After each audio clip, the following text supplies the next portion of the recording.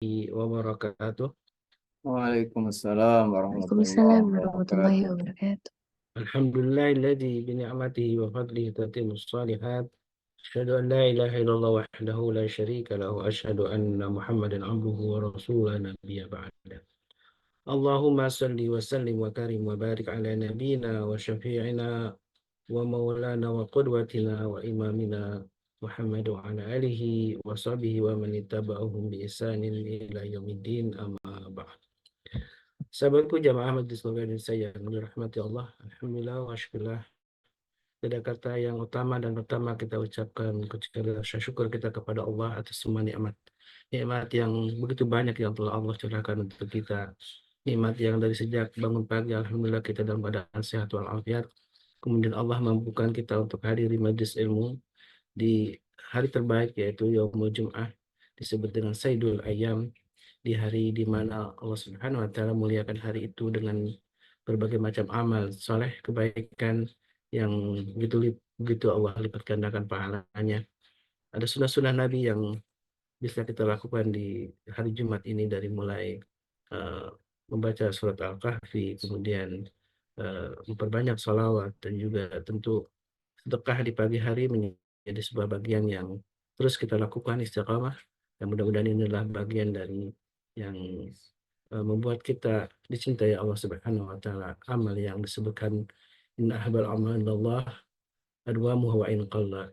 Amal yang paling dicintai Allah itu istiqamahnya walaupun sedikit.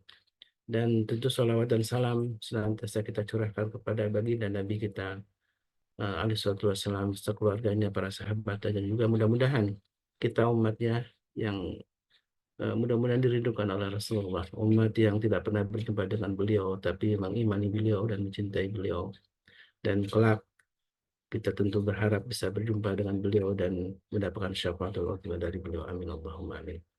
Sebuah keistimewaan di pagi ini kita kedatangan seorang tamu Al-Mukarram Al-Fadil, guru kita Ustaz Dr. Salahin Hazik. Beliau adalah uh, pimpinan Pondok Pesantren Madinah Al-Quran di Depok.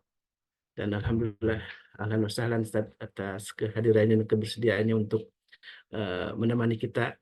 Biasanya di hari Jumat kita ngaji kitab At-Tazkirah ya, bersama Tuan Guru Suparman. Qadarullah beliau masih berada di Tanah Suci. Jadi kita meminta beliau nih Sasalil Haji, dan ternyata beliau adalah sahabat juga dari Tuan Guru Suparman yang sama-sama seorang pendakwah ya, Masya Allah, Tabarakallah.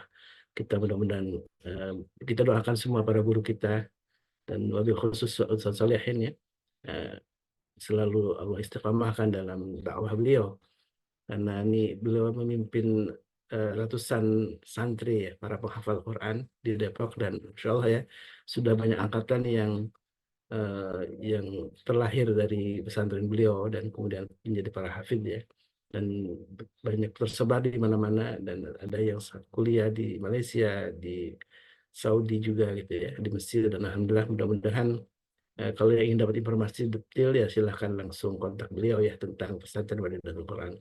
Dan pagi ini beliau ingin berbagi dengan kita, memberikan nasihat yang sangat penting untuk kita semua tentang bagaimana kita meraih husnul khatimah. Karena tentu apa lagi yang kita harapkan kecuali kita diakhirkan oleh Allah Subhanahu wa taala dalam kehidupan ini dengan husnul khatimah.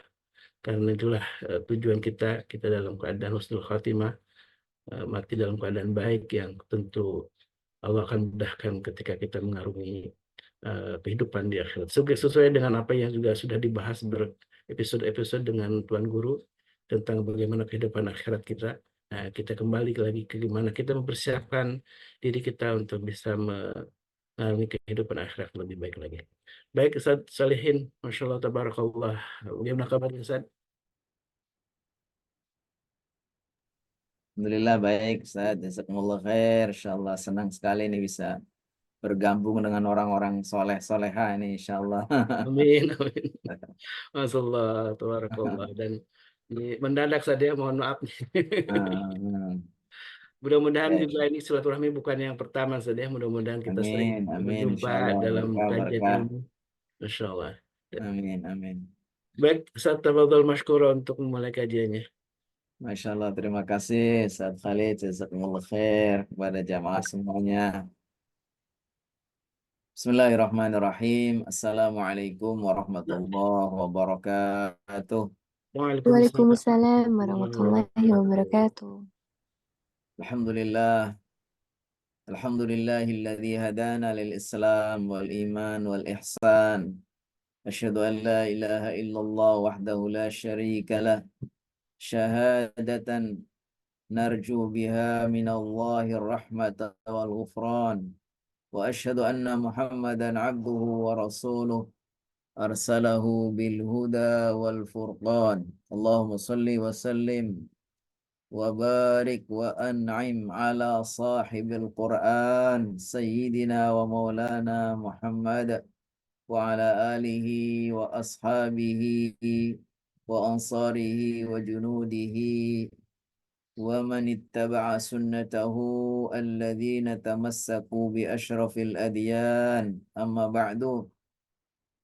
يقول الله تعالى في كتابه الكريم أعوذ بالله من الشيطان الرجيم سبحانك لا علم لنا إلا ما علمتنا إنك أنت العليم الحكيم رب اشرح لي صدري ويسر لي أمري واحلل عقدة من لساني يفقه قولي اللهم إنا نسألك علما نافعا ورزقا طيبا وعملا متقبلا اللهم علمنا ما ينفعنا وانفعنا بما علمتنا آمين آمين ya rabbal alamin. Hadirin dan hadirat hadratal mukarramin, para tuan guru, para ustadz, wabil khusus kepada ustadz kita bersama Ustadz Khalis ya, yang selalu ikhlas ya, Khalis ya. Kita doakan mudah-mudahan beliau selalu diberkahi Allah Subhanahu wa taala, Amin. Amin. kabulkan semua hajatnya. Amin. Amin. Amin. Insyaallah kita semua mudah-mudahan kelak bersama beliau juga sama kita semua di surga. Amin amin ya rabbal alamin. Amin ya rabbal alamin. Para peserta kajian ya dari Majelis Keluarga Indonesia. Majelis Keluarga Indonesia ini betul-betul luar biasa se-Indonesia ya, keluarga besar ya. Barakallahu fikum kepada semua anggota majelis ini. Mudah-mudahan insyaallah min ahlil khair. Insyaallah semuanya istiqamah di dalam Amin. dakwah, dalam Islam. Mudah-mudahan sampai akhir hayat ya. Istiqamah ya, sampai akhir hayat kita insyaallah. Alhamdulillah kita bersyukur kehadirat Allah Subhanahu wa taala dengan limpahan rahmatnya, taufik dan hidayahnya. Sampai detik ini Allah selalu memberikan berbagai macam kebaikan, limpahan rahmat dan karunia-Nya. Khususnya Allah kasih kepada kita taufik untuk selalu di dalam amal soleh. Taufik itu artinya pertolongan Allah Subhanahu wa taala untuk melakukan kebaikan-kebaikan. Dan kita berharap mudah-mudahan insya Allah ini bukan hanya 1 hari, 2 hari, 1 minggu, 2 minggu, tapi seluruh kehidupan kita dan khususnya di saat kita mengakhiri hidup kita, kita tetap dalam amal soleh. Kata Rasulullah SAW dalam hadis, "Idza aradallahu bi'abdihi khairan ista'malahu." Qalu kaifa ista'malahu ya Rasulullah? Yuwaffiqahu li'amalin salih summa yaqbiduhu alaih. Jadi Rasulullah SAW mengabarkan kepada kita ketika Allah menghendaki kebaikan kepada seorang hamba, maka Allah akan jadikan dia beramal, khususnya saat menjelang ajalnya. Lalu sahabat bertanya, "Ya Rasulullah, bagaimana Allah memberikan amalan atau menjadikan dia beramal?" Yuwaffiquhu li'amalin salih. Allah berikan taufik kepadanya untuk beramal soleh. Summa yuqbiduhu alaihi. Atau yaqbiduhu alaihi. Kemudian Allah cabut nyawanya dan dia dalam keadaan sedang beramal soleh. Ini Masya Allah, ini puncak yang paling kita tunggu-tunggu ya. Puncak keberhasilan. Ini sebetulnya orang itu ditentukan pas di penghujungnya. Jadi kita bersyukur kalau di awal, di tengah kita sudah bisa melakukan berbagai macam amal soleh ya. Nah, tetapi kita akan merasakan betapa keberhasilan itu sudah kita dapatkan manakala kita di penghujungnya juga bisa dalam keadaan beramal soleh. Dan kita idealnya itu ya memang di awal, di tengah selalu dalam kebaikan. Di awal, di tengah, di akhir ya. Nah, kita selalu dalam kebaikan. Karena bahwa di penghujung inilah yang sebetulnya inti dan nilai akhir ya. Makanya selalu doa kita, Allahumma ahsin aqibatana fil umuri kulliha. Ya Allah, berikanlah kami yang terbaik dalam ujung atau dalam akhir dari setiap perkara kita. Ahsin aqibatana fil umuri kulliha. Wa ajirna min adzabin nar. Selamatkan kami dari siksa neraka. Atau kita selalu berdoa, Allahumma inna nas'aluka husnul khatimah. Ya Allah, aku mohon kepadamu diberikan husnul khatimah. Jadi kita gambarkan betapa sebetulnya puncak dari keberhasilan seseorang itu memang ditentukan oleh endingnya. Jadi kita selalu berdoa kepada Allah, ya Allah berikanlah kami husnul khatimah. Karena betapa ruginya orang ya ketika dia na'udzubillah ya, umpamanya waktu mudanya dia sudah baik ya. Masa tuanya juga sudah baik, kok na'udzubillah ketika di akhir hayatnya tergelincir. Na'udzubillah ya, jangan sampai ya. Nah, kemudian kita selalu diberikan istiqomah. Tadi, kata baginda SAW, ketika Allah menghendaki seorang hamba ingin mendapatkan kebaikan, maka di akhir hayatnya dia dikasih kesempatan, dikasih taufik untuk beramal soleh. Ya, kita ini doa kita semua. Insya Allah dengan seperti itu berarti kita meraih husnul khotimah. Nah, bagaimana kita bisa mendapatkan husnul khotimah yang menjadi harapan setiap kita, setiap orang yang beriman ini pengennya jangan sampai ya, nauzubillah, kecuali kita mendapatkan husnul khotimah. Jangan sampai kita su'ul khotimah. Apa itu kiat-kiat yang diajarkan oleh para ulama, oleh para guru supaya kita lima? Saya akan menyampaikan 7 perkara ya, 7 perkara yang dinasehatkan kepada kita oleh para ulama, kiat untuk meraih husnul khotimah. Yang pertama, kita selalu berhusnuzon kepada Allah. Husnuzon itu artinya berbaik sangka bahwa apa yang Allah berikan kepada kita, kondisi apapun yang ada dalam diri kita itu, yakinilah itulah takdir Allah yang terbaik. Dan kita yakin bahwa nanti Allah juga akan kasih akhir hayat kita, di penghujung kehidupan kita, saat ajal kita menjemput kita itu, yakinilah Allah pasti akan memberikan yang terbaik. Makanya kata Allah di dalam hadis qudsi ini firman Allah tetapi tidak ada di dalam Al-Quran. Disampaikan oleh baginda Nabi, firman Allah disampaikan oleh baginda Nabi dalam bentuk hadis ya, bukan dalam Al-Quran. Kata baginda, Allah SWT berfirman, ana inda dhanni abdi bi. Saya itu seperti prasangka hambaku kepadaku.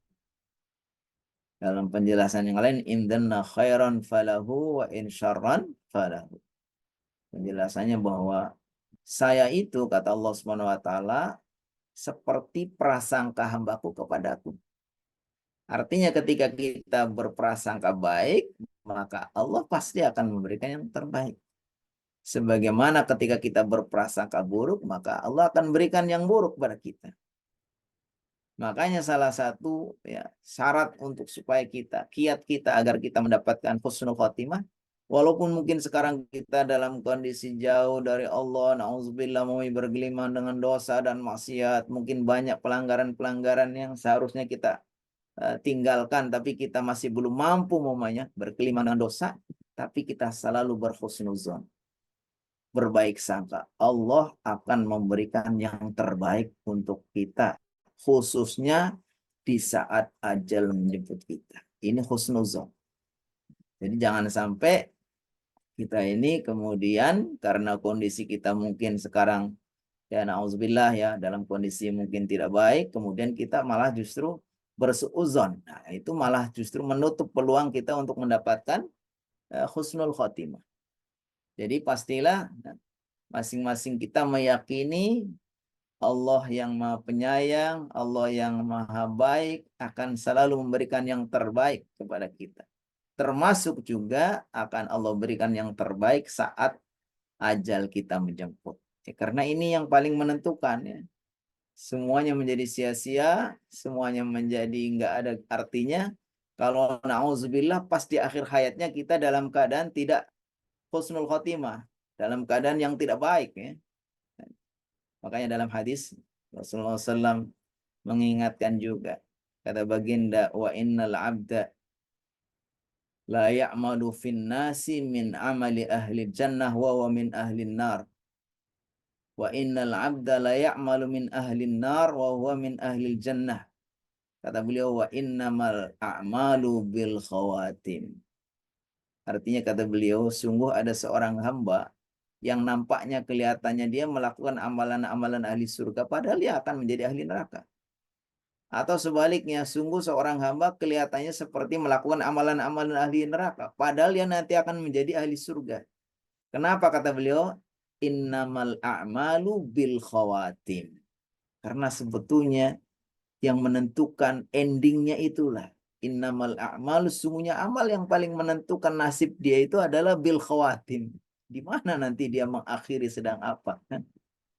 Padahal kita tidak pernah tahu ya kapan kita akan mengakhiri hidup kita ya. Karena umur kita kan, kata para ulama, umur kita kan hanya 3 hari saja. Maka tidak ada alasan kecuali kita harus bersungguh-sungguh bagaimana mengakhiri hidup kita. Karena dunia ini umurnya 3 hari. Yaitu kemarin yang sudah lalu kita tidak pernah akan mengulang lagi. Hari ini ya yang kita akan jalani. Kita sebentar lagi juga akan selesai. Terus besok kita tidak pernah tahu. Jadi betapa hidup ini begitu pendek, begitu singkat. Nah, sungguh sangat rugi kalau umpamanya di akhir hayatnya yang sebagai penentu nasib kita ini, kita justru na'udzubillah tidak bisa meraih husnul khotimah. Jadi ya, yang kedua syaratnya bagaimana supaya kita bisa meraih husnul khotimah, pastilah kita berusaha untuk selalu husnuzon kepada Allah Subhanahu wa taala. Yang kedua, kita berusaha untuk as-sidqu, berusaha untuk selalu dalam kebenaran, dalam kebaikan, dalam kejujuran ya. Kunu ma'as shadiqin, hendaknya kalian selalu berusaha untuk dalam kebenaran. Kenapa? Na'udzubillah, ketika kita dalam kesesatan, kita dalam kedustaan, dalam hal-hal yang tidak jujur, Allah kemudian cabut nyawa kita, waduh kita sangat rugi. Makanya ketika kita berusaha untuk komitmen untuk selalu dalam kebenaran, selalu jujur, selalu benar, selalu bersama orang-orang baik, ya insya Allah akan mengantarkan kita pas di akhir hayatnya juga akan dalam keadaan husnul khotim. Makanya kata Rasulullah SAW, alaikum bisidqi, fa inna sidqa yahdi ilal birri, wa innal birra yahdi ilal jannah, wa innal abda la yataharra sidqa hatta yuktaba indallahi siddiqan. Artinya bagaimana? Sesungguhnya kalian hendaknya selalu berusaha untuk benar, untuk jujur. Alaikum bisidqi. Fa inna sidqa yahdi ilal birri. Karena kejujuran, kebenaran inilah yang akan mengantarkan kalian kepada kebajikan. Wa innal birra yahdi ilal jannah. Dan sesungguhnya kebajikan inilah yang akan mengantarkan kita ke surga. Wa innal abda, dan sesungguhnya seorang hamba yataharras sidqa, berusaha untuk selalu dalam kebenaran. Walaupun nggak mungkin juga orang itu eh, tidak melakukan kesalahan, kadang juga ada khilafnya, ada juga bohongnya sedikit dan seterusnya. Tapi ketika dia berusaha untuk as-sidq, wa innal abda la yataharras sidqa hatta yuktaba indallahi siddiqan, sampai dicatat sama Allah, distempel bahwa dia ini orang termasuk orang yang siddiq. Orang yang siddiq bukan berarti nggak berdosa, ya kan? Karena setiap anak Adam ini juga berdosa, kata baginda sallallahu alaihi wasallam, kullu bani Adam khata' wa khairul khata'in at-tawwabun. Setiap anak cucu Adam itu pasti bukan sekedar salah, tapi khata', artinya banyak salah. Dan sesungguhnya yang paling baik itu bukan berarti yang tidak berdosa, yang tidak bersalah, tapi sebaik-baiknya seorang hamba itu yang mau bertobat. Jadi intinya ketika kita mengharap untuk mendapatkan husnul khotimah, harus selalu berusaha untuk menjadi orang-orang yang jujur, orang-orang yang benar. Karena kita yakin dengan kita komitmen untuk selalu dalam kebenaran, ya pasti akhir hayatnya pun Allah akan berikan yang terbaik. Allah akan cabut nyawa kita dalam keadaan husnul khotimah. Yang ketiga, kiat yang ketiga yang dinasihatkan oleh para ulama adalah kita selalu dalam istiqomah. Istiqomah ini ungkapan yang sering kita dengar dari bahasa Arab. Istiqomah, yastaqimu, artinya lurus, artinya berusaha untuk tegak, berusaha untuk komitmen, ya. Para ulama mengartikan istiqomah tentu sangat banyak, ya. Tapi intinya sebetulnya bagaimana, kalau kita lihat konklusinya itu adalah bagaimana seseorang itu berpegang teguh kepada agama Allah Subhanahu wa taala, at-tamassuk. At-tamassuk itu artinya berpegang teguh bidinillah, dengan agama Allah, bihablillah. Makanya wa'tasimu bihablillah, berpegang teguhlah kalian kepada tali Allah.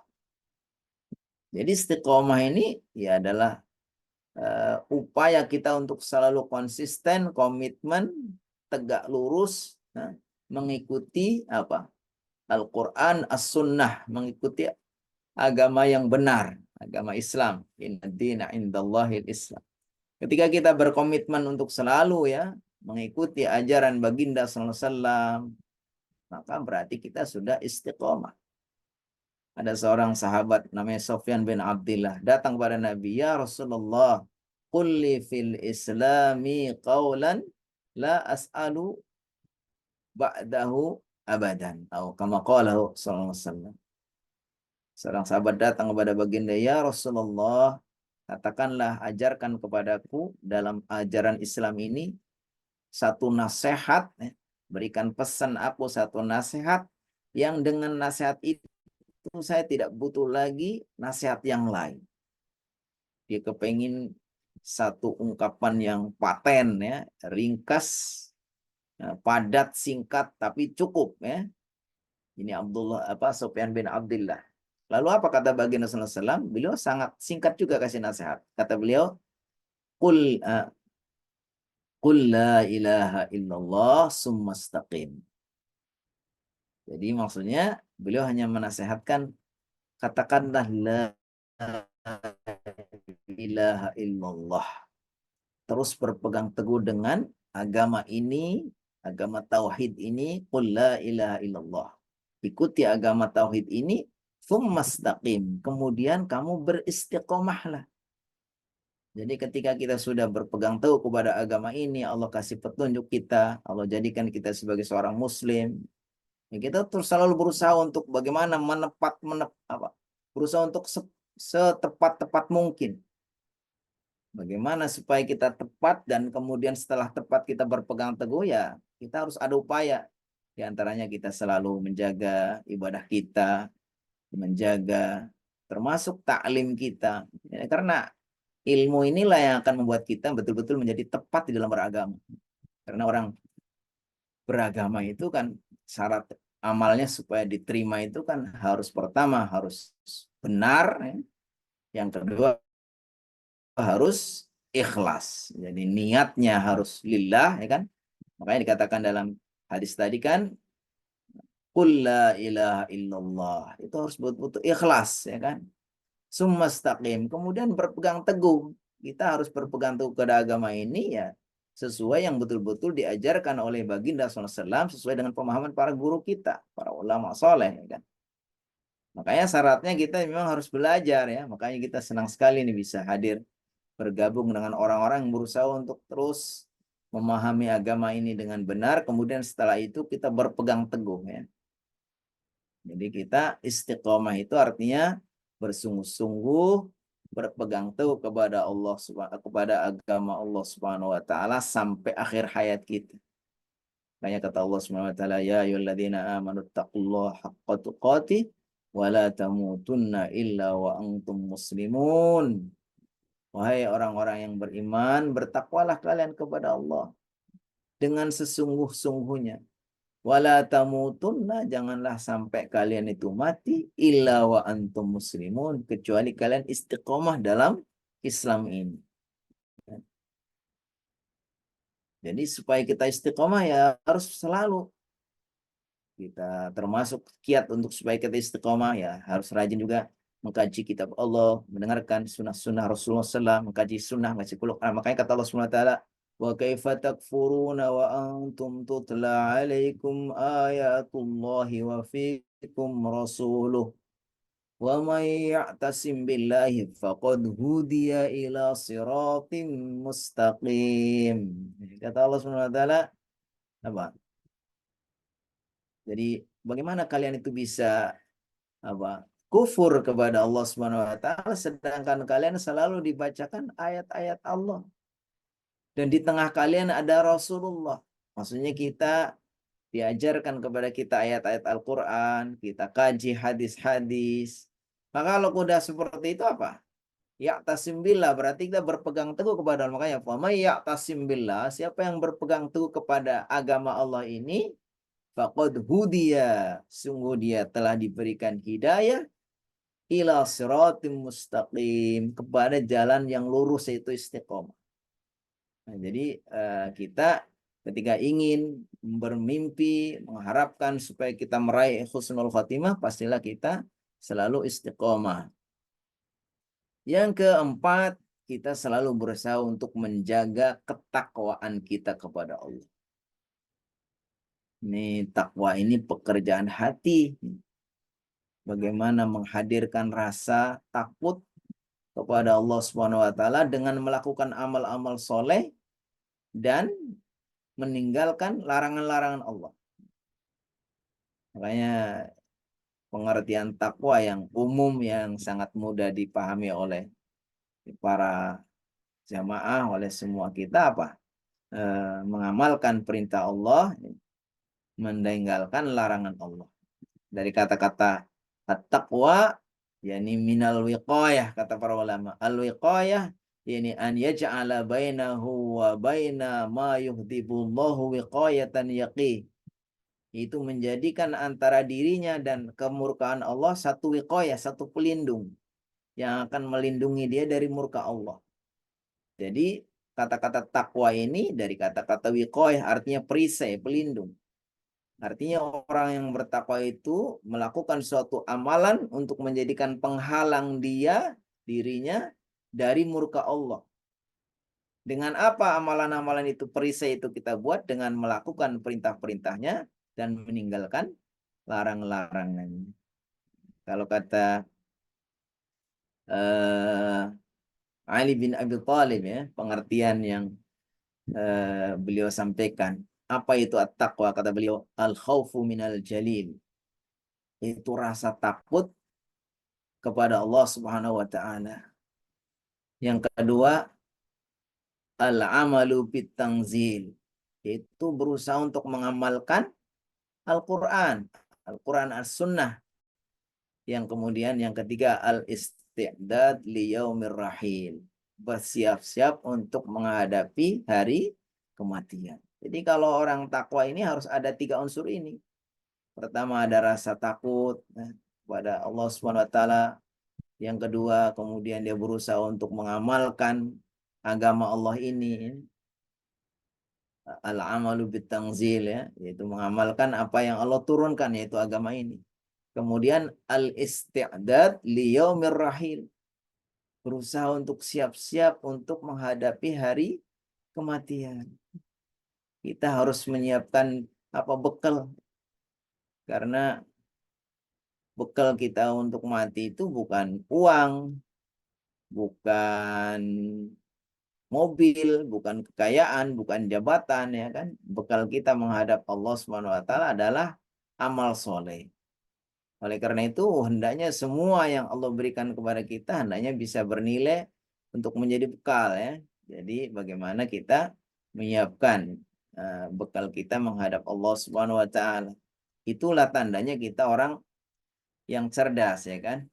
Kata baginda sallallahu alaihi wasallam, al-kayyisu man dana nafsahu wa amila lima ba'dal maut. Orang yang cerdas itu adalah orang yang bisa mengendalikan hawa nafsunya dan dia berpikir untuk melakukan amalan-amalan untuk bekal setelah mati. Jadi kalau orang itu nggak pernah ingat bagaimana nanti nasibnya sudah mati, ya itu tandanya nggak cerdas, ya kan. Makanya kata orang, banyak orang itu menyiapkan, berusaha untuk menjadikan hidupnya enak, di dunia enak, tapi jarang dia menyiapkan bagaimana nanti di akhirat matinya juga enak. Maksudnya banyak orang itu siap-siap untuk meraih kebahagiaan dunia, tapi kadang-kadang orang lupa untuk menyiapkan bagaimana bahagia di akhirat. Jadi intinya takwa ini Masya Allah, ya, satu bekal, ya, yang insya Allah akan menjadi solusi semua, ya. Makanya wa may yattaqillaha yaj'al lahu makhraja wa yarzuqhu min haitsu la yahtasib wa may yatawakkal 'ala Allah fa huwa hasbuh. Siapa yang bertakwa kepada Allah, maka Allah akan berikan kehidupannya itu solusi, jalan keluar dalam urusan-urusannya Allah mudahkan. Wa yarzuqhu min haitsu la yahtasib. Dan Allah akan berikan rezeki kepadanya min haitsu la yahtasib, tanpa disangka-sangka. Jadi kalau yang la yahtasib itu artinya di luar perhitungan. Ini Allah yang menghitung. Kalau perhitungan manusia kan sudah jelas nih. Penghasilan kita, kalau kita sebagai pejabat pegawai udah terukur, ya. Seolah-olah sudah bisa kita kita kalkulasikan. Kalau pedagang ini mau bulan ini mau dapat proyek besar, itu terukur. Tapi ketika dia itu bertakwa kepada Allah, Allah akan bukan sekadar kasih yang terukur, yang terhitung, tapi Allah kasih apa? Min haitsu la yahtasib. Dari arah yang tidak dia sangka-sangka. Dan kadang-kadang itu lebih besar, ya kan? Atau ada orang ngasih hadiah ini, berangkatkan haji, berangkatkan umroh, adakah itu semua min haitsu la yahtasib. Jadi takwa, ya, ada khususnya memang takwa ini adalah karena pekerjaan hati itu, ya, memang saat kita itu sendiri, ya, bagaimana mengatur batin kita. Makanya kata Ibnu Qayyim, beliau nasihatkan kepada kita, dan nasihat ini kemudian dinukil juga oleh para ulama, jadikan nasihat yang viral mungkin di zamannya ini. Kalau zaman dulu tuh orang kalau ketemu dengan dia itu memberikan nasihat dengan nasihat Ibnu Qayyim ini. Kalau mereka nggak ketemu, kemudian mereka menulis surat, kemudian dikirim, ya. Apa nasihatnya? Kata beliau, man aslaha sariratahu aslahallahu alaniyatahu.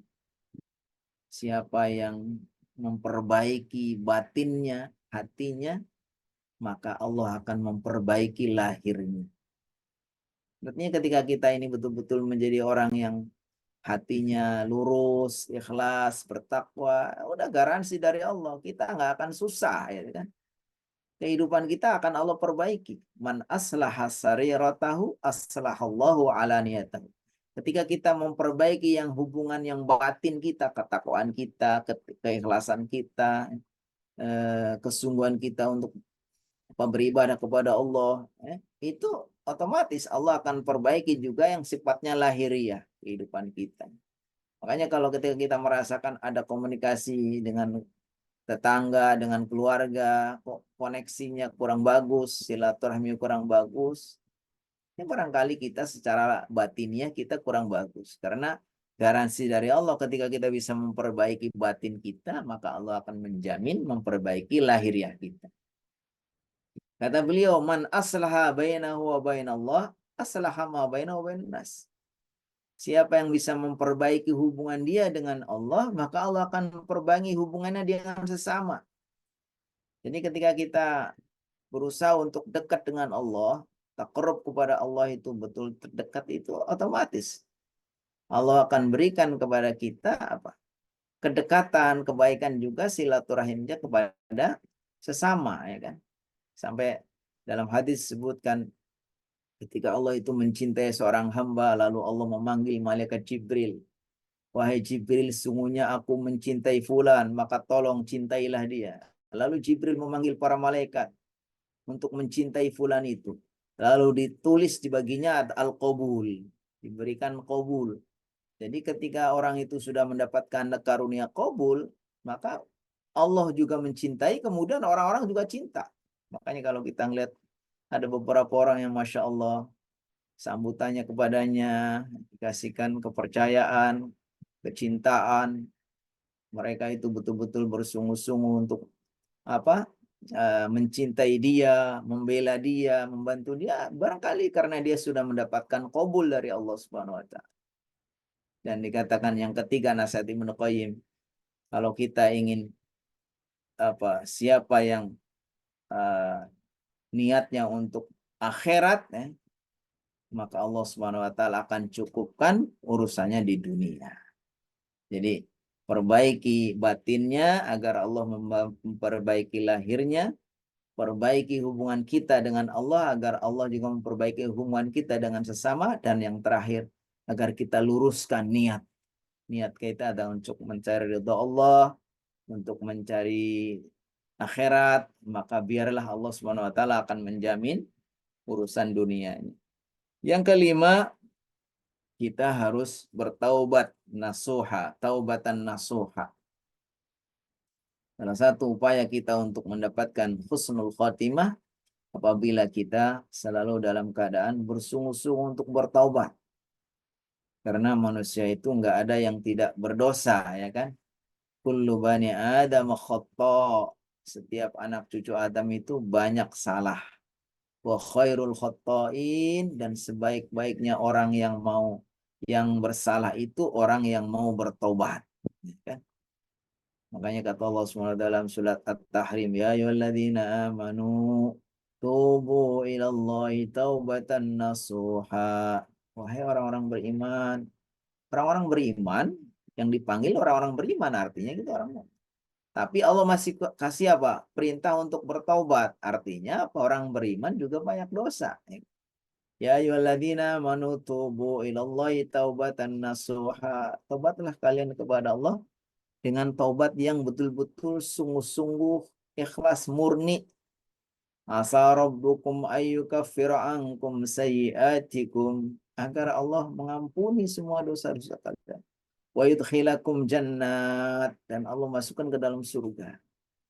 Jadi ini salah satu cara untuk meraih husnul khotimah. Kita akan mendapatkan ampunan dan kita akan mendapatkan surga apabila kita bertobat, ya kan? Taubat kepada Allah Subhanahu wa taala. Para ulama, ya, termasuk Imam Nawawi mensyaratkan bagaimana sih taubatan nasuha itu. Ketika kita merasa berdosa, bersalah kepada Allah, cukuplah kita bertaubat dengan tiga syarat. Yang pertama, kalau kita salahnya kepada Allah, ya, bermaksiat kepada Allah, umpamanya kita tidak sholat atau apa saja, pokoknya dosanya kepada Allah, kita kalau bertobat harus penuhi tiga syarat. Yang pertama, adanya an-nadam, rasa penyesalan. Nyesal dengan kesalahan kita. Nah, yang kedua apa? Al-azmu alla ya'uda ilaihi abadan. Yang kedua harus bertekad tidak akan mengulangi lagi. Yang ketiga al-iqla. Al-iqla itu harus betul-betul pergi, meninggalkan, memutuskan diri dari salah atau dosa yang kita lakukan itu.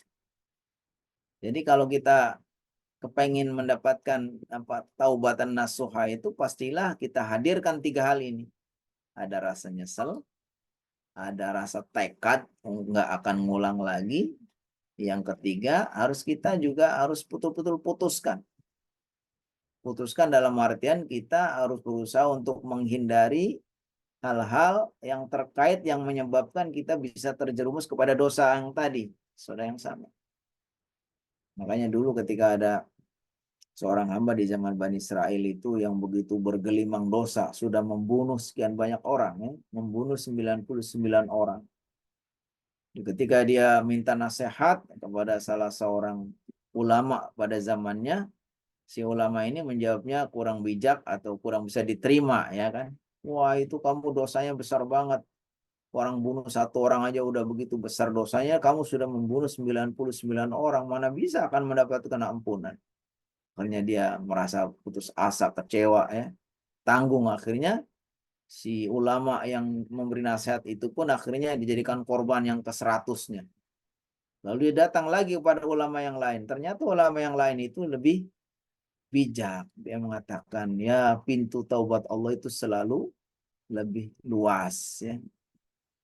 Innallaha yaqbalu taubatal abdi ma lam yugharghir. Sungguhnya Allah itu akan menerima taubat seorang hamba selagi nyawanya masih belum sampai kerongkongan. Terus si ulama itu, tapi kamu harus ikuti nasihat saya.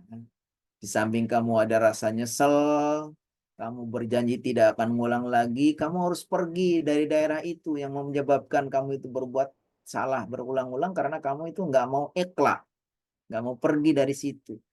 Maka kalau kamu pengen dapatkan taubat yang sebenarnya, kamu pergi ke daerah sini, ke daerah fulan-fulan. Lalu dia pun pergi ke sana. Belum sampai ke daerah yang dituju, tiba-tiba Allah cabut nyawanya. Datangkan malaikat Israel, mati di perjalanan. Lalu malaikat kemudian berebut antara malaikat yang akan memberikan siksaan sama malaikat yang akan memaafkan, ya. Kata malaikat yang memberikan siksa, wah, ini belum bisa diterima taubatnya, kan belum sampai tujuan. Kata yang memberikan maaf, ya ini kan dia udah ada niat baik, dia udah mau pergi ke tempat bertaubat. Dalam riwayat disebutkan akhirnya diukur jarak antara ke tempat dia mau bertobat dengan tempat dulu yang ditinggalkan itu lebih dekat mana. Ternyata lebih dekat ke arah tempat dia bertobat. Akhirnya dia dimaafkan. Ini gambaran betapa ketika kita bertobat itu Masya Allah. Sampai orang yang sudah sebegitu dosanya membunuh sampai 100 orang pun, ya, Allah akan berikan husnul khotimah. Kenapa? Karena dia bertobat bersungguh-sungguh. Syaratnya tadi penyesalan, berjanji tidak ngulang lagi. Yang ketiga, dia harus berusaha untuk memutuskan ikhla. Kalau bahasa Arabnya ikhla itu artinya take off. Harus pindah dari situ, pergi, memutuskan dari hal-hal yang menyebabkan dia terjerumus kepada dosa. Nah, kalau dosanya itu kepada sesama, ditambah 1 syarat lagi. Tidak cukup hanya dengan yang 3 tadi. Yaitu kalau kita mau salahnya kepada seseorang, kepada fulan, salah karena kita mengambil hartanya, mencuri hartanya, harus kita kembalikan. Kalau pernah kita menyakiti dia, menghibah dia, menjelek-jelekan dia, memaki dia, kita minta maaf dulu kepadanya. Karena ketika tidak, nanti Allah Subhanahu wa taala belum memaafkan, ya. Nah, karena ini salah kepada sesama. Yang keenam adalah banyak mengingat mati. Ini salah satu cara juga untuk meraih husnul khotimah. Kita harus banyak mengingat mati. Kata Rasulullah SAW, "Aktsiru min dzikri hadimil laddat." Wahai kalian, perbanyaklah untuk mengingat kematian. Karena mati ini adalah sesuatu yang pasti terjadi. Nggak ada dalam sejarah itu Orang dikasih umur panjang apapun sampai ratusan tahun pun ya ujung-ujung pasti mati ya. Nggak ada orang yang nggak mati. Dan Rasulullah SAW adalah orang yang terbaik juga meninggal. Dan meninggalnya, wafatnya beliau juga umurnya nggak panjang. Berapa? Cuma 63 ya kan. Makanya kata beliau, a'maru ummati ma baina sittina wa sab'in wa qalilun man yujawizu dzalik. Kata beliau, kebanyakan umatku ini umurnya sekitar 60 sampai 70. Wa qalilun, dan sedikit man yujawizu dzalik, yang lewat dari 70 itu nggak banyak. Artinya memang kita ini punya umur nggak panjang ya. Nah, umur nggak panjang, udah umurnya sedikit, kemudian kita banyak juga kadang menyanyiakan umur kita banyak berlalu tanpa ada makna ya kan. Siang tidur, malam tidur, pagi tidur, belum lagi ya berbagai macam. Akhirnya umur kita ini yang efektif untuk apa? Untuk beramal sedikit ya. Dan ketika orang itu sudah mati, ya udah nggak ada kesempatan lagi untuk beramal soleh ya kan. Karena hidup ini sebetulnya peluang yang Allah berikan sebagai modal kita untuk mencari bekal ya. Maka ketika sudah selesai, jatahnya sudah selesai, nah itu sudah nggak ada peluang lagi. Makanya kata Allah SWT, wa anfiqu mimma razaqnakum min qabli ayyatiya ahadakumul maut fayaqula rabbi laula akhartani ila ajalin qarib fa asaddaqa wa akum minas salihin. Kata Allah SWT, ayo kalian segera berinfak, segera beramal soleh, segera berbekal diri untuk menghadapi mati. Sebelum nanti datang kepada kalian ajal. Kalau sudah datang kepada kalian ajal, lalu kalian akan menyesal. Fayaqula rabbi laula akhartani ila ajalin qarib. Dia langsung mengatakan, ya Allah, tolonglah bisa nggak ditunda sedikit, sebentar aja. Ya, kita kalau sudah selesai jatahnya, kontrak umurnya sudah habis, ya nggak bisa lagi minta ditunda sedikit pun. Makanya kata Allah, "Bala yu'akhirallahu nafsan idza jaa ajaluha." Allah tidak akan pernah menunda sedikit pun kalau sudah datang ajalnya. Nah, orang itu aja misal. Makanya ketika kita itu banyak mengingat mati, ya insya Allah kita menjadi bersungguh-sungguh. Bersungguh-sungguh untuk beramal, bertobat, berbagai macam amal soleh kita lakukan supaya ketika kita mati ya kita dalam keadaan sedang beramal soleh, maka kita akan bisa mendapatkan husnul khotimah. Bagaimana kiat-kiat untuk banyak mengingat mati, kata Rasulullah SAW, diantaranya apa? Ziarah kubur juga. Jadi ziarah kubur yang sesuai dengan sunnah ini akan menjadikan kita banyak mengingat mati. Makanya kata Rasulullah SAW, kuntu nahaitukum an ziyaratil qubur fazuruha fa innaha tudzakirukumul akhirah.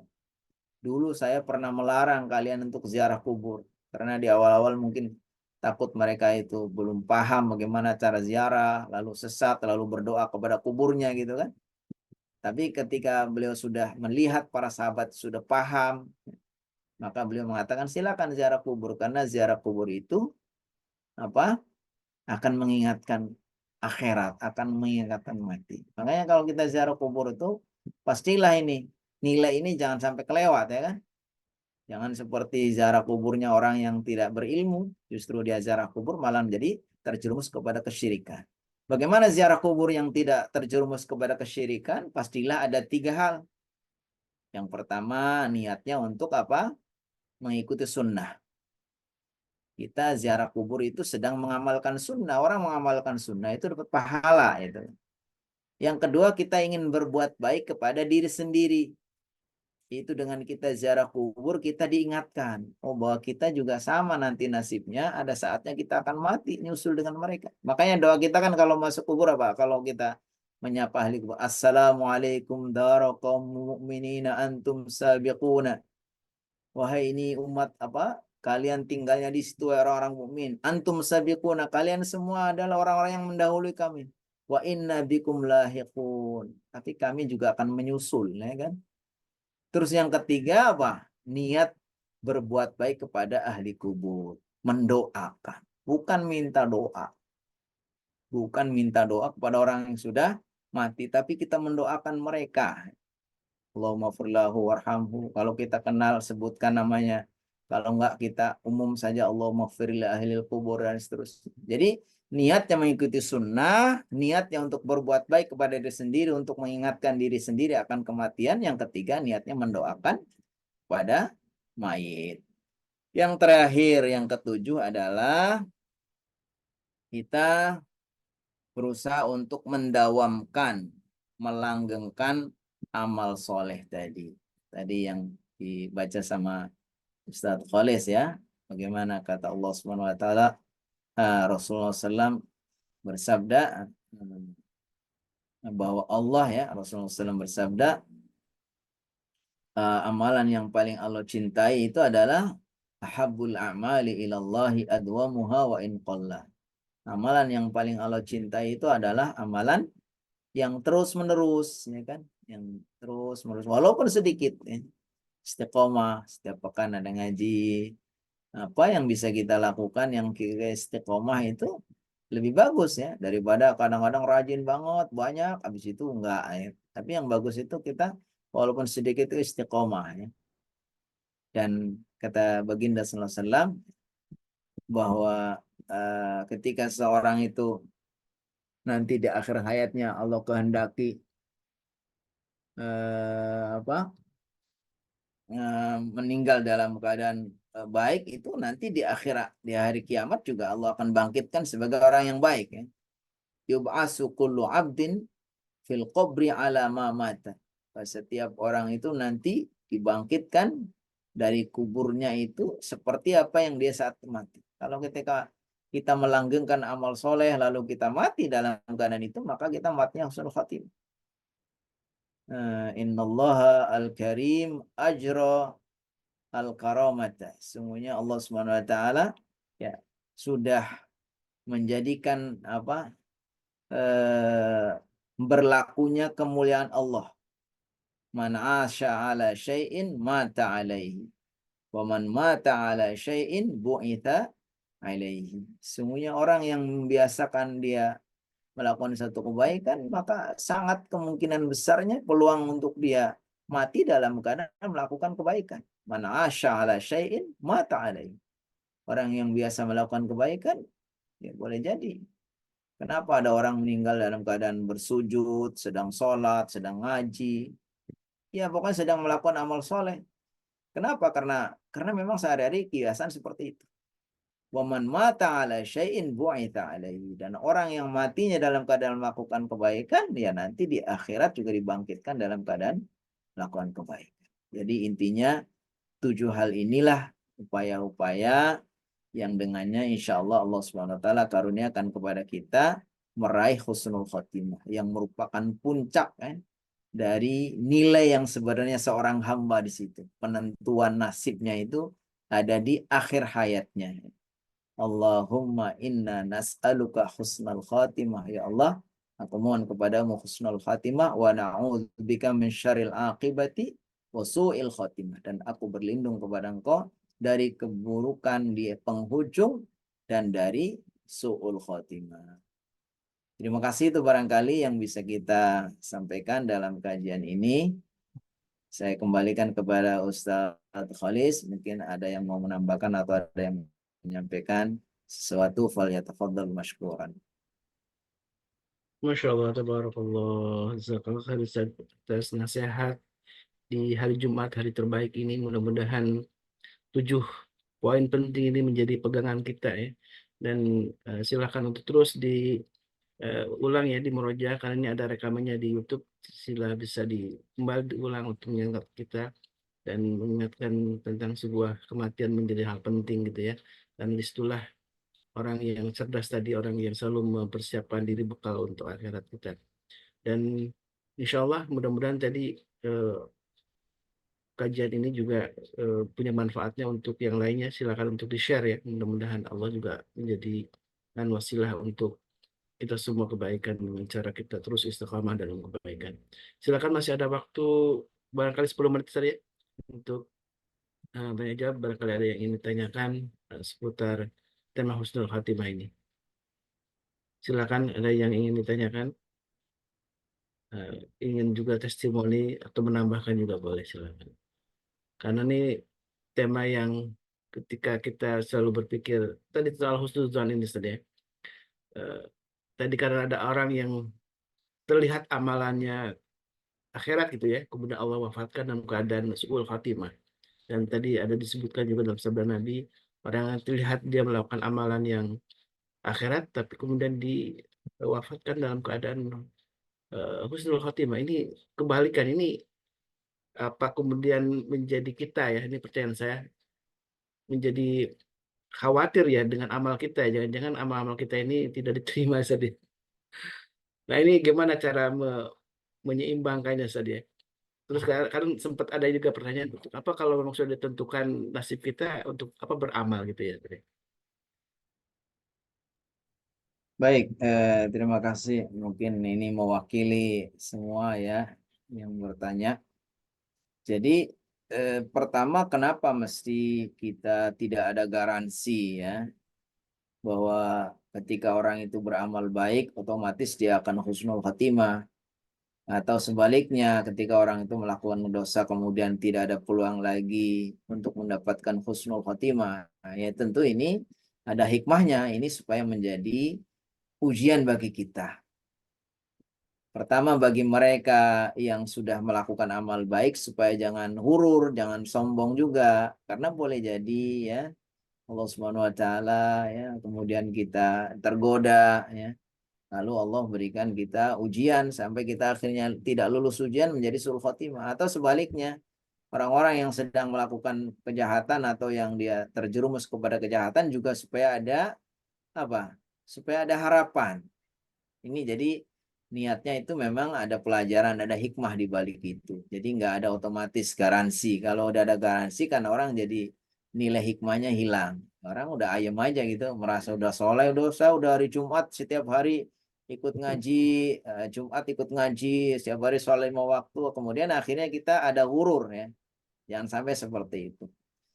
Yang kedua ya masalah takdir ini memang dimensinya dimensi Allah Subhanahu wa taala, bahwa yang menentukan takdir ini Allah, dan Allah lah yang merencanakan semua. Allah sudah ciptakan surga, Allah ciptakan neraka, masing-masing akan Allah berikan isi ya, isi orang-orang beriman Allah akan masukkan ke dalam surga, orang-orang yang kafir dan masukkan ke dalam neraka. Itu adalah hikmah, dan itu sebetulnya itu justru itulah nilai dari kehidupan yang sebenarnya. Kalau Allah Subhanahu wa taala sudah takdirkan semua orang itu akan masuk surga, ya kenapa mesti Allah buat neraka? Ya udah, ya kan? Jadi disitulah justru ada nilai ujian. Tetapi tadi kuncinya bahwa ketika Allah Subhanahu wa taala sudah milih kita sebagai orang beriman, yakinlah kita berhusnuzon. Orang beriman walaupun mungkin dosa ya, ujung-ujungnya masih Allah Subhanahu wa taala rahmati, Allah ampuni, bisa juga Allah ampuni dengan dia sudah diampunkan. Lalu dia meninggal sudah dalam keadaan apa? Bebas dari dosa-dosa, langsung masuk surga. Ada juga yang kadang-kadang dia mungkin dibalas dulu.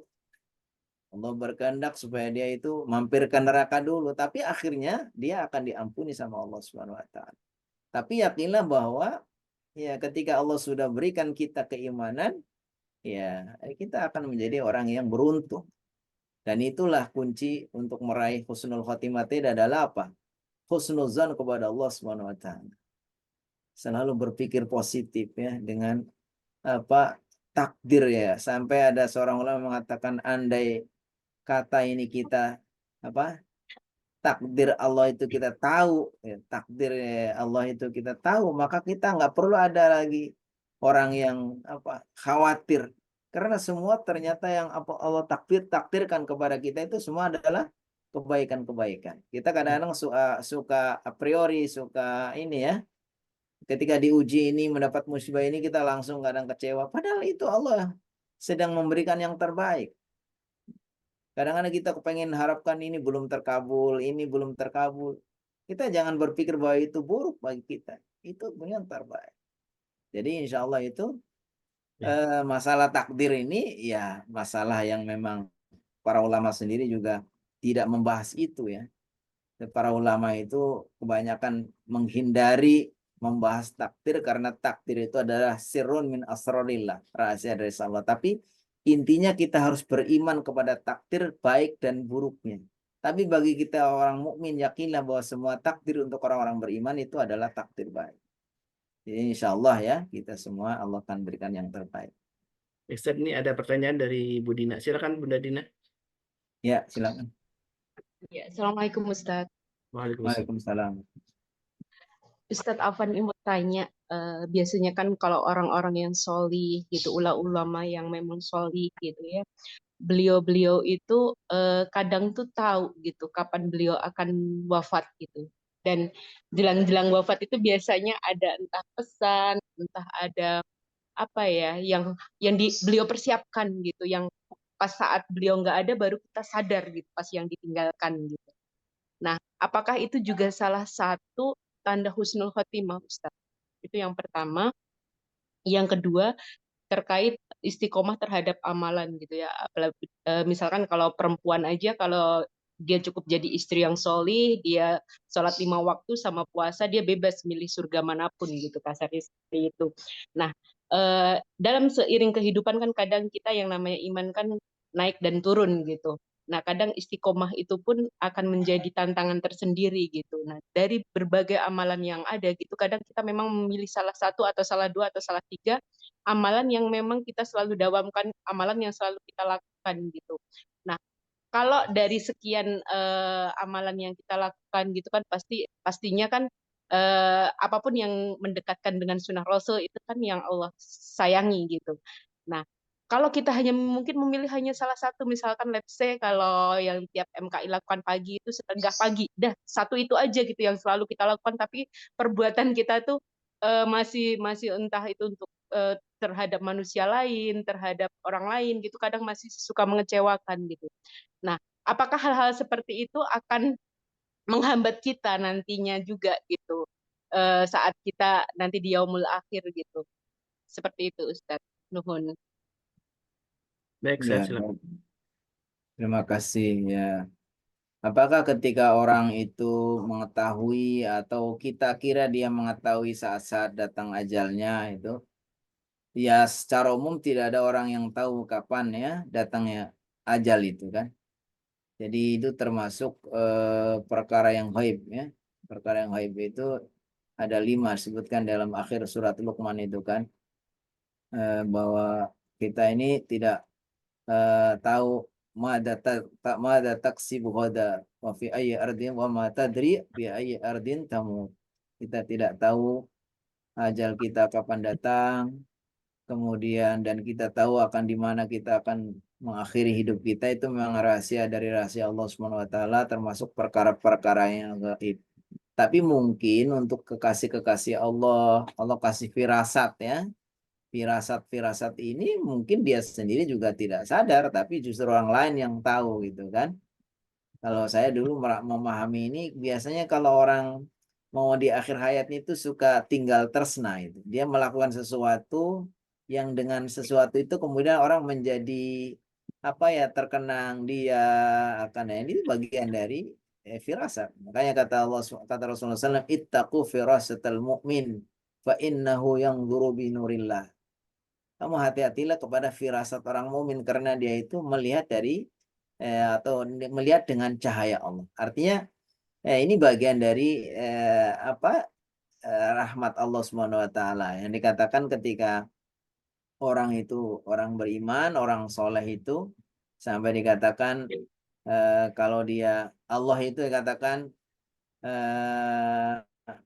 apa dalam hadis itu dia jadi tangannya, jadi kakinya, jadi mata, maksudnya apa yang dia lakukan, apa yang dia lihat, apa yang dia katakan nih kadang-kadang memang sesuai dengan apa yang baik-baik dari Allah Subhanahu wa taala. Jadi itu bukan karena dia tahu kapan apakah kapan dia mati ya, tetapi itu adalah firasat, firasat dari seorang mukmin. Dan itu tanda juga bahwa insya Allah beliau min ahlil khair ya. Karena ketika dia melakukan hal-hal yang baik di akhir hayatnya, itu tandanya apa? Tadi kan dikatakan innallaha idza arada bi'abdi khairan, ketika Allah menghendaki kebaikan kepada seorang hamba, ista'malahu. Allah akan berikan taufik untuk beramal. Ditanyakan, kaifa ista'malahu yuwaffiquhu li amalin salihin summa yaqbidahu alaihi. Ya Allah berikan taufik untuk melakukan amal soleh, kemudian dia mati dalam keadaan sedang melakukan amal soleh. Ya insya Allah itu bagian dari pertanda insya Allah husnul khotimah ketika yang diamalkan itu memang amalan-amalan yang baik. Yang kedua terkait dengan prioritas amal. Jadi kita memang harus bisa mengklasifikasi amalan-amalan mana amalan wajib, mana amalan-amalan sunnah, kemudian mana-mana yang kita harus dahulukan. Ini memang dalam hadis bagi seorang wanita itu begitu mudah ya untuk meraih surga ya. Karena yang disampaikan dalam hadis ini semua adalah kata-kata kunci semua. Idza shallatil mar'atu khamsaha, ketika seorang wanita sudah sholat 5 waktu, maksudnya sholat yang wajib-wajibnya ini kan memang pokok sekali. Kemudian wasaumat syahroha, kemudian dia berpuasa Ramadan. Terus ada yang ketiga apa? Wa ta'at zaujaha, atau dia taat kepada suaminya. Qila laha udkhulil jannata min ayyi babin syi'ti. Dikatakan kepadanya, silakan kamu masuk surga dari pintu mana yang masuk. Itu menggambarkan betapa tiga amalan ini atau amalan-amalan yang disebutkan itu begitu urgennya, ya, pentingnya. Dan yang kedua ya menggambarkan bahwa Allah Subhanahu wa taala berikan keistimewaan kepada para wanita ya. Allah Subhanahu wa taala sudah berikan dia beban yang banyak untuk urusin keluarganya ya kan. Ini kata-kata wa ta'at zaujaha ini kan sangat berat itu kan. Sampai ada ustadz yang bilang ya memang orang perempuan itu enggak wajib ini masak bukan kewajiban istri, ngurus anak bukan kewajiban istri dan seterusnya itu. Tapi ada satu kata kunci ya, seorang istri harus taat kepada suami. Kalau suaminya nyuruh tolong ngurusin anak, tolong kamu jaga rumah, tolong nyuci, tolong masak, itu akhirnya semua jadi ini kata-kata yang singkat tapi begitu berat. Jadi intinya memang seperti itu. Jadi kita harus prioritaskan dulu amalan-amalan yang memang pokok sekali ya. Tadi ketika sudah kita lakukan yang yang wajib-wajibnya tadi, ya tadi sholatnya sudah bagus, kemudian puasanya kita penuhi, sama suami sudah berbakti, sudah taat, hak-hak suami sudah kita berikan, kewajiban kita sebagai istri sudah ini, berarti itu selebihnya adalah bagian dari penyempurnaan, kesempurnaan. Kalau dengan modal tadi itu aja sudah Allah katakan betapa mulianya seorang wanita, dikatakan kepada silakan masuk surga dari pintu mana yang dia suka, apalagi kemudian dia menambahkan lagi dengan amalan-amalan yang lain. Jadi kita membahasnya itu, memanainya itu amalan target yang minimal dalam artian begitulah Allah Subhanahu wa taala berikan kemuliaan kepada wanita ya kan. Tapi bukan berarti kemudian menutup kita untuk ngaji. Apalagi kalau kita memang di rumah memang suami nggak mengajari, dan suami kita udah mengizinkan untuk ngaji dan berbagai macam amal soleh ya di masyarakat, itu insya Allah tidak akan tidak bertentangan dengan tadi hadis tadi, tapi justru itu akan menambah kemuliaannya ya, menambah kebaikannya untuk seorang wanita yang bukan sekedar mencukupkan dengan amalan-amalan tadi, tapi menambah lagi dengan amalan yang lain. Dan Allah Subhanahu wa taala itu tidak pernah salah mencatat ya. Allah Subhanahu wa taala selalu menghargai semua kan. Wa may ya'mal mithqala dzarratin khairan yarah wa may ya'mal mithqala dzarratin syarran yarah. Dan setiap amalan itu Allah kasih pahala minimal 10 kali lipatnya ya kan. Jadi insyaallah silakan Bunda untuk lebih lagi giat selagi memang tadi tahu prioritasnya mana. Jangan sampai kebalik kita. Nah, kebalik itu maksudnya yang sunnah-sunnah kita prioritaskan, kemudian yang wajib pokoknya kita tinggalkan. Tapi ketika sudah dilakukan yang wajib-wajib, lalu kita menambah lagi dengan amalan-amalan lain, itu justru akan lebih bagus, akan menjadi penyempurna dan akan menjadi tambah nilainya untuk kebaikan para bunda dan semuanya yang melakukan amalan itu. Masya Allah. Jazakallah khair. Andi masih ada pertanyaan, Ustaz? Ini masih ada waktu, boleh, Ustaz? Belum Boleh, boleh. keren-keren. Sampai silakan. Masih ada nih. Yang tadi Bunda Nadia ya, pertama dulu ya. Kalau itu Bu Zulfia ya. Ya. Silakan Bunda Nadia, sikat Ya, padat ya. ya. Bismillah, Assalamualaikum warahmatullahi wabarakatuh. Waalaikumsalam warahmatullahi wabarakatuh. Ustadz, misalnya nih, kita kan ada gitu rasa takut sama Allah, takut melakukan dosa. Tapi pada saatnya kita melakukan dosa, terus kita bertobat. Nah, setelah itu kita melakukan dosa dan kesalahan yang sama lagi. Nah, habis itu dalam perjalanan dosa dan pertobatan, kemudian kita melakukan dosa lagi berulang, kita terlalu yakin kalau Allah itu Maha Pemurah, Maha Pengampun, maka dosa itu kita lakukan berulang lagi, kita minta ampun lagi. Itu gimana tuh Ustadz? Makasih. Assalamualaikum. Ya. Ya, secara umum bahwa Allah Subhanahu wa taala menerima taubatnya seorang hamba selagi hamba itu masih belum nyawanya masih belum sampai tenggorokan. Kan? Innallaha ya yaqbalu taubatal abdi malam yugharghi. Sesungguhnya Allah itu menerima taubat seorang hamba selagi dia nyawanya masih belum sampai ke kerongkongan. Artinya memang Allah Subhanahu wa taala bukan pintu taubat seluas-luasnya. Sampai ada hadis yang lain, saya tidak hafal redaksinya, apa intinya ketika Allah Subhanahu wa taala ya menciptakan seorang hamba, lalu hamba-hamba itu kemudian tidak ada yang melakukan kesalahan, maka Allah akan ganti lagi dengan hamba-hamba yang melakukan kesalahan, kemudian Allah akan mengampuni. Ini gambaran bahwa memang Allah Subhanahu wa taala itu senang sekali kalau menerima taubat seorang hamba gitu. Sampai digambarkan dalam hadis itu, sungguhnya Allah itu lebih senang menerima taubat seorang hamba melebihi senangnya seorang atau seorang musafir yang tersesat dalam perjalanan, lalu dia kelelahan, istirahat, ya. Kemudian tiba-tiba tertidur, ternyata waktu dia terbangun kudanya, kemudian makanannya, bekalnya semua hilang, ya. Akhirnya dia berusaha untuk mempertahankan hidupnya, dia berjalan sekuatnya. Tiba-tiba datang lagi lah kuda itu masih lengkap dengan makanannya. Sampai begitu senangnya dia mengatakan, Allahumma anta abdi wa ana rabbuk. Kebalik. Ya Allah, engkau itu hambaku, saya Tuhanmu. Harusnya kan, ya Allah, engkau Tuhanmu, engkau Tuhanku, aku hambamu. Karena itu gambaran saking kokohnya, saking senangnya ya. Jadi artinya Allah itu memang senang menerima taubat seorang hamba. Tapi jangan sampai ini juga kita manfaatkan. Memang benar bahwa Allah itu mau penerima taubat, mau pengampun, senang sekali kalau ada orang hamba yang mau bertobat. Tapi juga jangan sampai kita kemudian meremehkan kebaikan Allah ini. Kita harus berusaha ya ketika kita bertaubat itu kan tadi syaratnya. Pertama harus ada penyesalan, yang kedua kita harus ada janji komitmen. An-nadam itu penyesalan, al-azmu alla ya'uda ilaihi abadan, berjanji tidak akan mengulang lagi, wal iqla, dan berusaha untuk melepaskan diri dari jerat-jerat yang menyebabkan dia itu berbuat dosa. Jadi kenapa kalau kita masih terulang-ulang saja, mungkin yang ketiga belum dilakukan.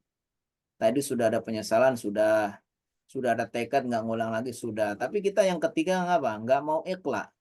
Kita masih ada lingkungan, situasi situ yang menyebabkan kita tidak berdaya, terjerat oleh itu kan. Nah, jadi kita harus lakukan tiga hal itu. Ya.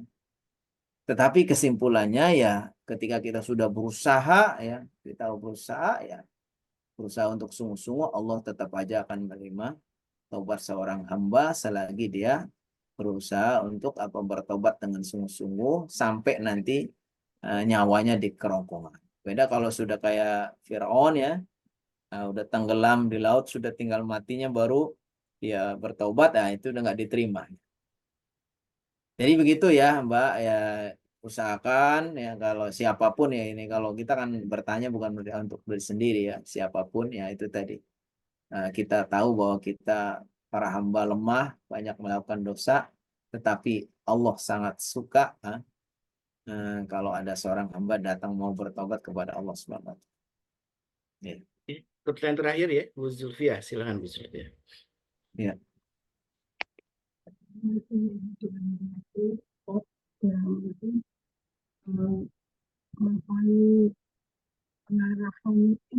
Suaranya agak diperbesar, mungkin lebih dekat lagi karena nggak jelas. Bu Zulfia. Ya. Halo, halo, Iya, Assalamualaikum. Waalaikumsalam warahmatullahi wabarakatuh. Ya, ini rada menyimpang, Ustadz. Kiat-kiat, kebetulan saya punya anak laki-laki yang sudah balik, yang sudah dewasa, siap menikah. Mohon pencerahannya, kiat-kiat mencari calon istri yang solihah. Karena anak sekarang ini berbeda ya, sama. Saya melihat ada anaknya teman saya itu nurut gitu laki-laki, tapi nurut sama mamanya gitu, nurut dijodohkan tuh nurut, tapi kalau anak saya nggak mau dijodohin. Kalau saya sih ya karena kan menikah itu kan ibadah terlama ya Ustadz ya. Iya. Jadi ya harapan saya kan, harapan orang tua kan pasti prioritas mencari istri yang solihah itu ya utama gitu Ustadz. Baik, sudah jelas. Ya, mohon pencerahannya. Baik, Jazakallah Ustaz. oke, sudah jelas ya, sudah ketangkap. Jadi ya intinya memang kita harus juga memadukan antara idealita dan realita, ya kan. Kalau idealnya memang begitulah, kita mencari seorang calon mantu ya, laki ataupun perempuan, tentu saja yang pertama ya yang solehah gitu kan. Kalau dalam kriteria kan dikatakan tungkahul mar'atul arba'in di jamaliha wali hasabiha wali diniha. Oh, di jamaliha wali hasabiha wali diniha fadfar bidatid din taribat yadak. Kalau seorang wanita, kalau kita mau nyari tadi yang cantik dalam artian ya kita suka, dia punya harta yang untuk dia bekal ya. Kalau Nabi Muhammad SAW dulu kan berdakwah itu dibekali sama Ibunda Khadijah ya kan. Jadi kalau bisa kita cari mantu yang punya bekal lebih bagus ya kan. Kalau enggak ya kalau ini kita juga cari yang memang dari keluarga yang baik-baik, hasabiah, punya seorang keturunan dari keluarga yang baik-baik, syukur-syukur memang seorang bangsawan ya kan, ini lebih bagus. Tapi yang tidak boleh ini kan kelas idealnya. Yang tidak boleh kita lupakan justru yang paling penting ya apa? Fadfar bitatin. Yang paling penting adalah karena agamanya. Jadi agamanya. Ya, karena ketika sudah kita pilih prioritaskan agama, maka kata Rasulullah SAW, fadfar bidatid taribat yadak. Ketika kamu milih karena pertimbangan agama, maka akan beruntunglah. Sampai dalam hadis lain dikatakan, man tazawwaja imra'atan li'izziha lam yazidullahu illa dana. Orang yang menikahi seorang wanita karena kehormatannya, karena kebangsawannya, maka tidak akan Allah tambahkan kecuali semakin hina. Wa man tazawwaja imra'atan limaliha, siapa yang mencari wanita atau mencari mantu perempuan karena hartanya, maka tidak akan Allah tambahkan kecuali semakin fakir, semakin miskin. Miskin bukan berarti miskin harta, mungkin juga miskin perasaan ya. Jadi merasa kurang terus. Tapi barang siapa yang menikahi karena dia ingin iffah, menjaga, tadi apalagi niatnya untuk beribadah ya kan, untuk menjaga kemuliaan, kehormatannya, kemudian ingin membangun silaturahim, keturunan yang banyak ya kan, maka burikallahu la fihi wa furikala fi. Artinya Allah akan berkahi suaminya dan istri.